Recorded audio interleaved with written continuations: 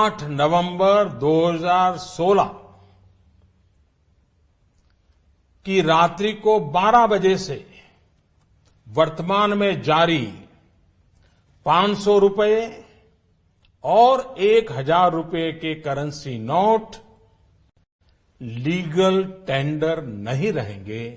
ये मुद्राएं कानूनन अमान्य होगी। 8 नवंबर 2016 की रात 8 बजे पीएम मोदी की ओर से किए गए नोटबंदी के फैसले के बाद पूरे देश में अफरा तफरी का माहौल बन गया था। हर कोई किसी भी तरह से अपने 500 और 1000 रुपए के नोट को बदलना चाह रहा था। नोटबंदी के ऐलान के साथ ही सरकार ने 500 और 2000 के नए नोटों का भी ऐलान कर दिया। सरकार को नोटबंदी के फैसले के बाद नोटों के साइज में बदलाव के कारण एटीएम को भी बदलना पड़ा था। इतना ही नहीं, नोटबंदी के बाद ही देश में यूपीआई पेमेंट का चलन शुरू हुआ, जिसके कारण आज भारत में दुनिया का सबसे सरल और मजबूत ऑनलाइन पेमेंट सिस्टम है। नोटबंदी जैसे बड़े फैसले के महज 7 महीने के अंदर पीएम मोदी ने देश हित में एक और बड़ा फैसला लिया।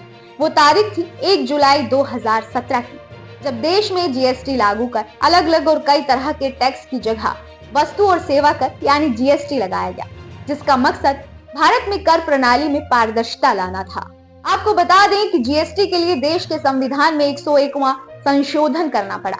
इस कानून के दोनों सदनों से पास होने के बाद 12 अप्रैल 2017 को राष्ट्रपति ने मंजूरी दी थी। ये कर पूरे भारत में वस्तुओं और सेवाओं के निर्माण, बिक्री और उपभोग पर अप्रत्यक्ष है। असम जीएसटी बिल को मंजूरी देने वाला पहला राज्य था। जीएसटी का नारा है one nation, one tax, one market. अब तक प्रधानमंत्री नरेंद्र मोदी अपने पहले कार्यकाल के चौथे साल में प्रवेश कर चुके थे, या यूं कहें कि अपने पहले शासनकाल के आखिरी 6 महीने में थे। सिर पर चुनाव था, लेकिन फिर भी बिना तुष्टीकरण की राजनीति किए मुस्लिम महिलाओं के हित में एक ऐसा फैसला लेते हैं जो हिंदुस्तान की मुस्लिम महिलाओं को बराबरी का अधिकार देने का एक जरिया नहीं, बल्कि मुस्लिम महिलाओं पर हो रहे अत्याचार को खत्म करता है। जी हाँ, वो फैसला था देश में 3 तलाक पर रोक लगाने का, और वो तारीख थी 19 सितंबर 2018, जब 3 तलाक कानून को भारत में गैर कानूनी करार कर दिया गया। इसके तहत कोई भी मुस्लिम शख्स अपनी पत्नी को एक बार में 3 तलाक नहीं दे सकता था। पुलिस बिना वारंट के आरोपी को गिरफ्तार कर सकती है। 3 तलाक कानून के तहत 3 साल तक की कैद, जुर्माना या दोनों हो सकता है।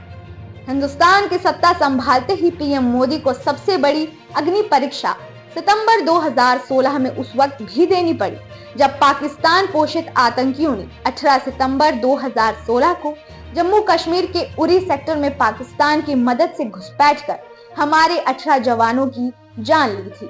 इस हमले से पूरा देश आक्रोशित था।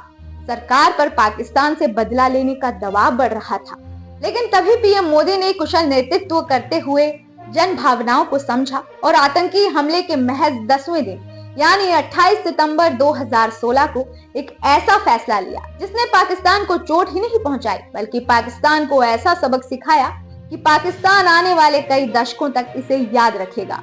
पीएम मोदी की सहमति से हमारी सेना एलओसी पार कर गई और पाकिस्तान में घुसकर 40 आतंकियों को 72 हुरों के पास भेज दिया।